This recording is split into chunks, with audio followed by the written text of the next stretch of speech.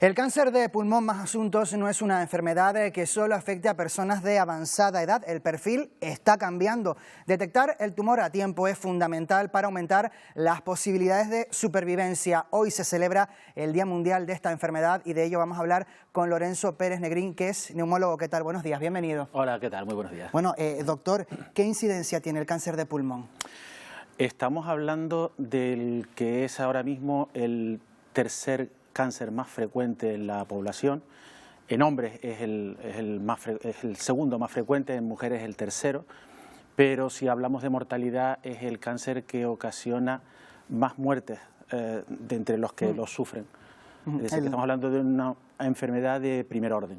En los últimos días hemos conocido un informe del Grupo Español de Cáncer de Pulmón que alerta sobre un cambio progresivo del perfil. Cada vez afecta a edades más tempranas, edades medias, no ya tanto 60, 70, que es el perfil habitual, y también a más mujeres. ¿Esto por qué está ocurriendo?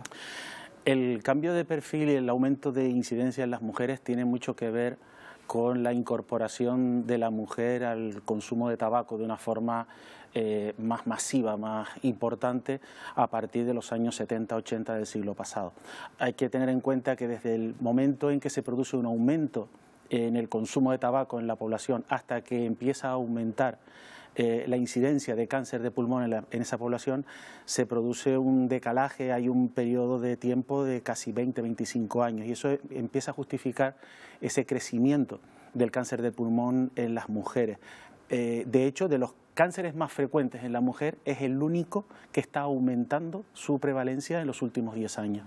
Hablaba usted del tabaco, de ese tabaquismo como factor del cáncer de pulmón, pero más allá del tabaquismo, que es el principal, ¿qué otros elementos favorecen que se desarrolle este tumor? El tabaco prácticamente explica el 80-85% de los cánceres de pulmón, especialmente en algunos subtipos, como puede ser el cáncer de células pequeñas. Hay otros factores, como también puede ser la presencia de gases como el radón, que se sabe que están directamente relacionados con la incidencia de cáncer de pulmón y cada vez se le está dando mayor importancia.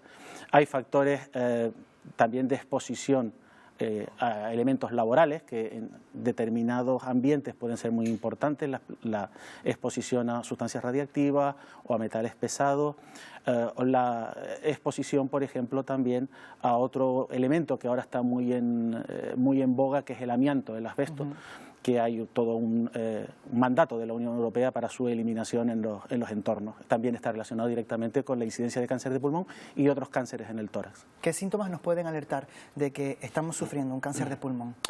Pues desgraciadamente la mayoría de los cánceres de pulmón pasan sin síntomas o con unos síntomas que son infravalorados por el paciente.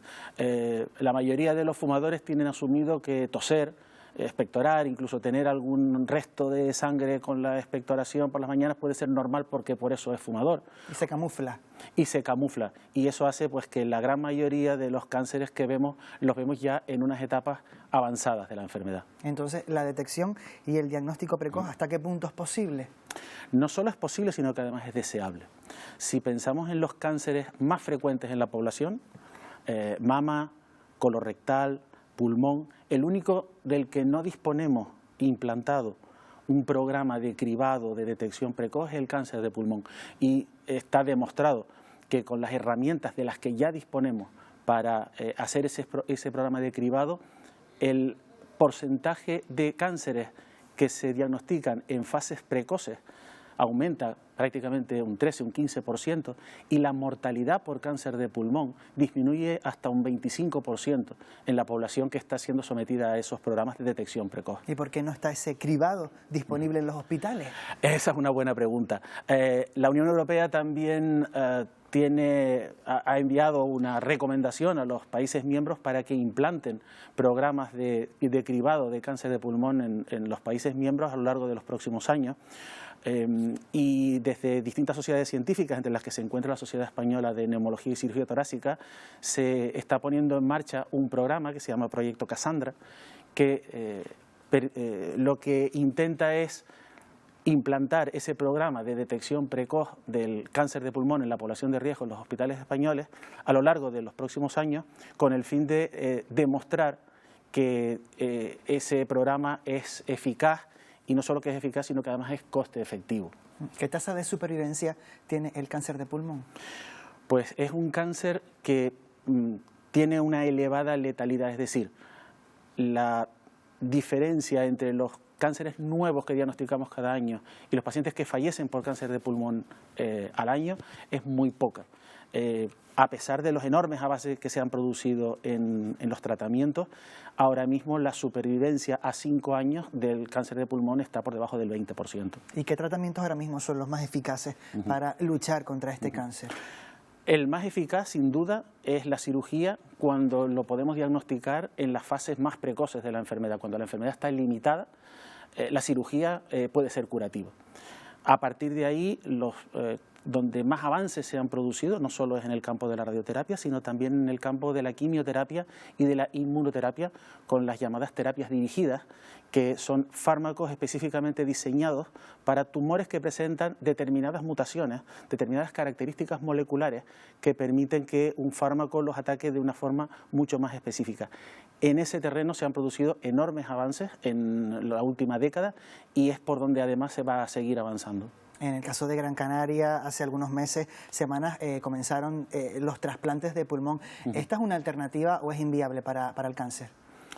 No es una alternativa. El cáncer de pulmón no es una indicación de trasplante pulmonar normalmente. En primer lugar, por lo que comentaba antes, es decir, estamos hablando de una enfermedad que en la mayoría de los casos, cuando se diagnostica, estamos hablando de una enfermedad que ya está extendida, con lo que el trasplante de un órgano no nos va a solucionar el problema. Distinto es que en un paciente que pueda ser sometido a trasplante pulmonar podamos encontrar de forma accidental o incidental un cáncer en un estadio temprano. Eso no tiene por qué contraindicar un trasplante. Y una última cuestión, ¿qué investigaciones, qué tratamientos experimentales están ahora sobre la mesa que sean una esperanza para afrontar esta enfermedad? Pues como decía, en el campo de la quimioterapia, pero sobre todo de la inmunoterapia y de las terapias dirigidas, hay enormes avances que se pondrán y que se están entrando en el mercado, en el arsenal terapéutico prácticamente cada semana. Se están lanzando nuevas moléculas que están dirigidas fundamentalmente a esos cánceres en los que podemos identificar mutaciones específicas que los hacen sensibles a esos fármacos. Y en ese sentido, otra de los grandes avances es precisamente en la caracterización molecular del cáncer de pulmón. No nos basta con decir, efectivamente tiene usted un cáncer, o efectivamente tiene usted un cáncer de células pequeñas o de no células pequeñas. Necesitamos tener mucho más conocimiento de la genómica, de las alteraciones genéticas que puedan tener esas células tumorales, porque eso nos va a permitir cada vez más ser precisos en el tratamiento. Pues a seguir apostando, como siempre, como debe ser, por la investigación para dar una mejor lucha contra todas estas enfermedades. Hoy, Día Mundial del Cáncer de Pulmón. Lorenzo Pérez Negrín, neumólogo, muchísimas gracias por habernos acompañado. Muy buenos días. Un placer, muchas gracias, buenos días.